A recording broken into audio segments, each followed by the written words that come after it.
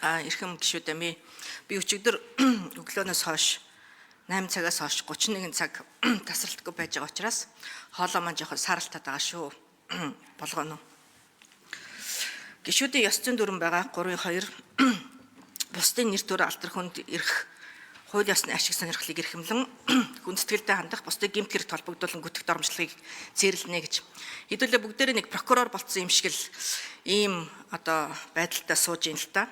Олон нийтийг төөрөгдүүлэх үндэслэлгүй мэдээлэл хийхийг бас хориглож байгаа. Энэ ёс зүйн дүрмээр амар эсгэлэн дарга та шалгагдаж байгаа юу? Гүтгэлгийн талаар та шүүхэд гомдол гаргаж байсан уу гэдгийг бас асууж ирсэн. Үүнийг бас та тодруулж өгнө үү?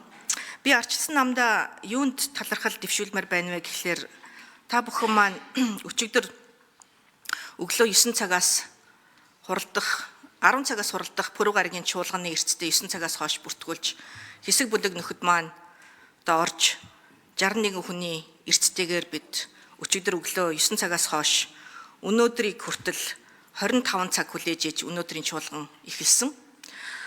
Тэгэхээр өчигдөр орой гинт шийдвэр гараад эрцээ нээсэн асуудал огт биш. Өчигдөр өглөө 9 цагаас чуулганы эрсдэд бүртгэх бүртгэлтийн систем бол нэгдсэн. Өнөөдрийн байгаа нөхцөл байдал бол та бүхэнд ч гэсэн хэдэн жилийн өмнө бас тохиолдож ирсэн институт хоорондын юм бас зовлон байгаа гэдгийг нийн болго та бүхэндээ бас хэлмээр байна. Тэмүүжин гишүүндээ ч гэсэн баярлалаа. Өнгөрсөн хавар оюун эрдэнэ засгийн газар огцрох тэр үед Тэмүүжин гишүүн гинтэл бас нэг гарын үсэг зураад цуглуулад нэг бичиг гаргаад ирсэн. За оюун эрдэнэ ерөнхий сайд ч гэсэн бас огцрохтой итгэл үзүүлэх тэр бичгээ гаргахтаа бас нэг тийм институт хоорондын зөрчил байна гэдгийг илэрхийлсэн. Яг би энэнийг дэлгэрүүлж ярихаас илүүтэй ер нь бол манай нам доторх асуудал цагаан байрнаас халиад өнөөдөр төрийн зовлон болсон нь бол үнэ.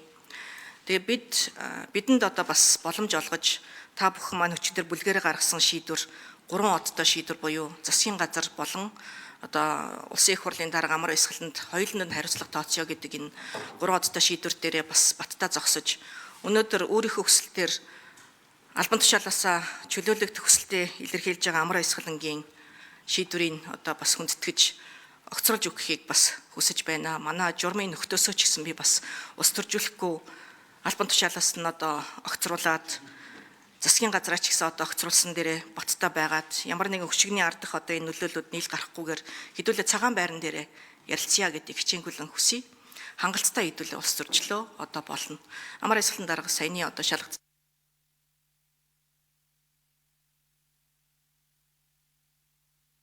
За үгүй амар эсгэлэн дарга хариулъя.